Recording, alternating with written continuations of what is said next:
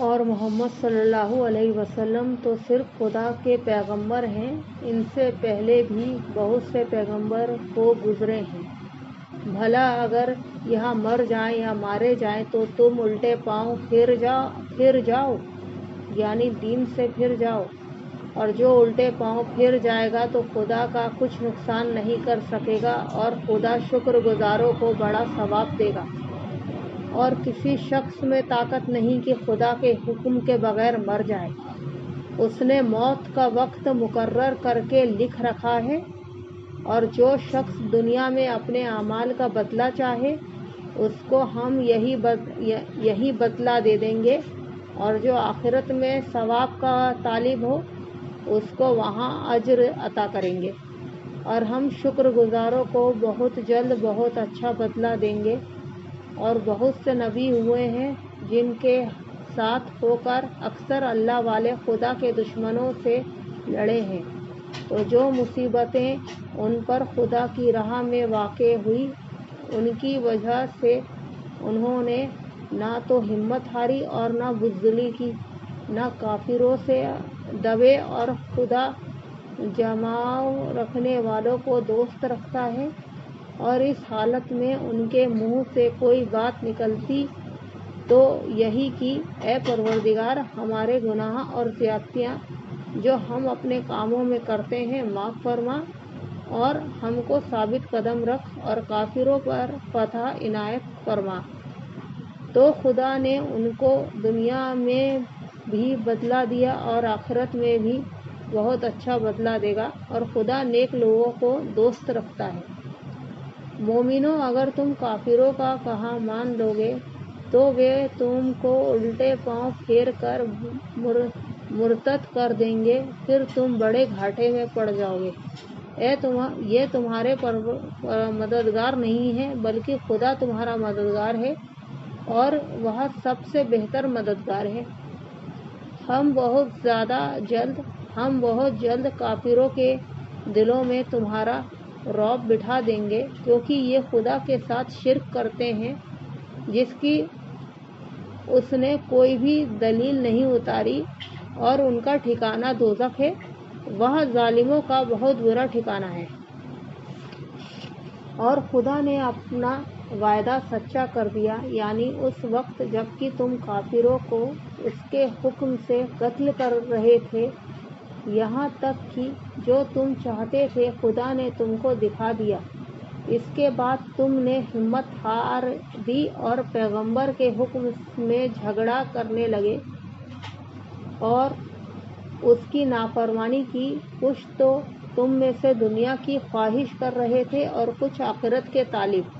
اس وقت خدا نے تم کو ان کے مقابلے سے پھیر کر بھگا دیا تاکہ تمہاری آزمائش کرے، اور اس نے تمہارا قصور معاف کر دیا، اور خدا مومن پر فضل کرنے والا ہے۔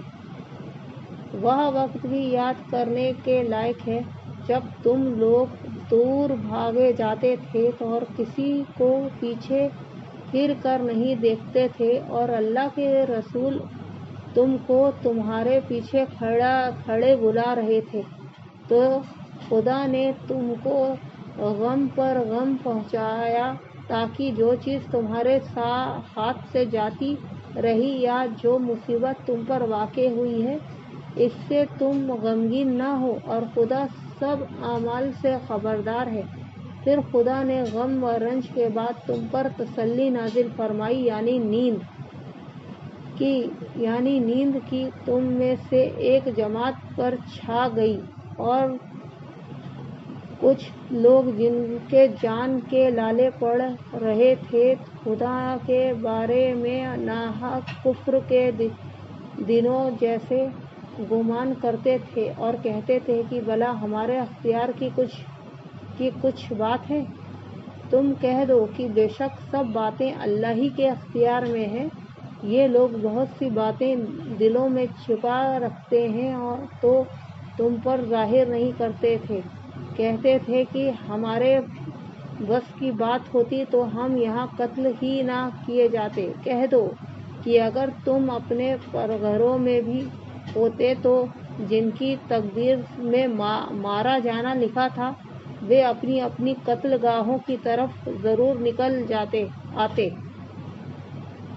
اس سے غرض یہ تھی کہ خدا تمہارے سینوں کی باتوں کو آزمائے اور جو کچھ تمہارے دلوں میں ہے ان کو خالص اور صاف کر دے، اور خدا دلوں کی باتوں کو خوب جانتا ہے۔ جو لوگ تم میں سے احد کے دن، جبکہ مومنوں اور کافروں کی دو جماعتیں ایک دوسرے سے گتھ گئیں، لڑائی سے بھاگ گئے اور ان کے کچھ کاموں کی وجہ سے شیطان نے ان کو پھسلا دیا، مگر خدا نے ان کا قصور معاف کر دیا۔ بے شک خدا بخشنے والا اور بردبار ہے۔ مومنوں، ان لوگوں جیسے نہ ہونا جو کفر کرتے ہیں، اور ان کے مسلمان بھائی جب خدا کی راہ میں سفر کریں اور مر جائیں یا جہاد کو نکلیں اور مارے جائیں تو ان کے بارے میں کہتے ہیں کہ اگر وہ تمہارے پاس رہتے تو نہ مرتے اور نہ مارے جاتے۔ ان باتوں سے مقصود یہ ہے کہ خدا ان لوگوں کے دلوں میں افسوس پیدا کر دے، اور زندگی اور موت تو خدا ہی دیتا ہے اور خدا تمہارے سب کاموں کو دیکھ رہا ہے۔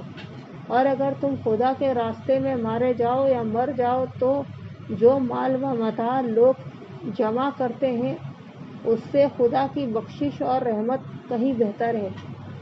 اور اگر تم مر جاؤ اور یا مارے جاؤ خدا کے حضور میں ضرور اکٹھے کیے جاؤ گے۔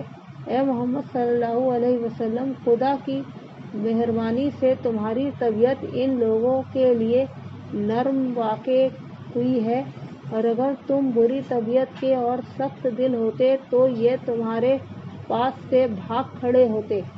تو ان کو معاف کر دو اور ان کے لیے خدا سے مغفرت مانگو اور اپنے کاموں میں ان سے مشورہ لیا کرو، اور جب کسی کام کا پکا ارادہ کر لو تو خدا پر بھروسہ رکھو۔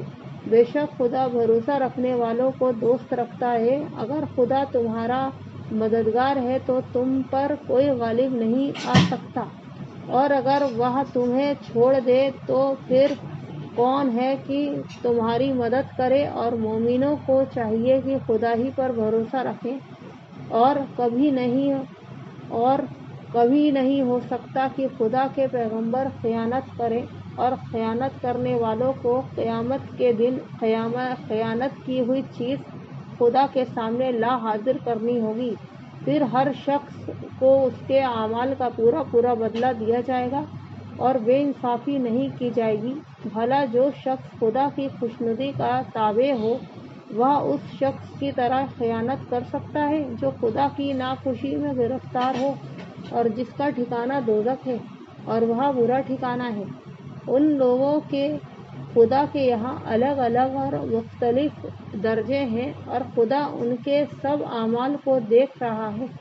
خدا نے مومنوں پر بڑا احسان کیا ہے کہ انہی میں سے ایک پیغمبر بھیجے جو ان کو خدا کی آیتیں پڑھ کر سناتے اور ان کو پاک کرتے اور خدا کی کتاب اور دانائی سکھاتے ہیں، اور پہلے تو یہ لوگ کھلی گمراہی میں تھے۔ بھلا یہ کیا بات ہے کہ جب احد کے کافروں کے ہاتھ سے تم پر مصیبت واقع ہوئی، حالانکہ بدر کی لڑائی میں اس سے دوگنی مصیبت تمہارے ہاتھ سے ان پر پڑ چکی ہے، اور تم چلا اٹھے کہ ہائے آفت ہم پر کہاں سے آ پڑی؟ کہہ دو کہ یہ تمہاری ہی شامت اعمال ہے، تم نے پیغمبر کے حکم کے خلاف کیا۔ بے شک خدا ہر چیز پر قدرت رکھتا ہے۔